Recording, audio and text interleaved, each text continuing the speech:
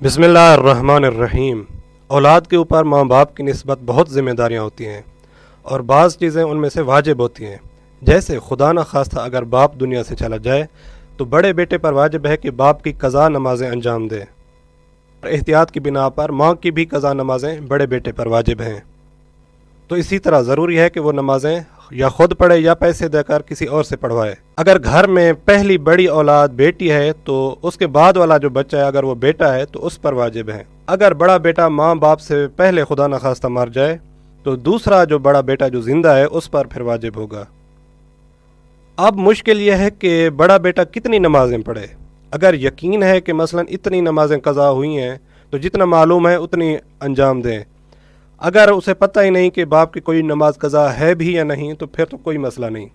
अगर उसको नहीं पता कि कितनी नमाजें कज़ा हैं तो फिर तहकीक हो, तफाहुस हो, जुस्तजू हो, सर्च करना ज़रूरी नहीं है।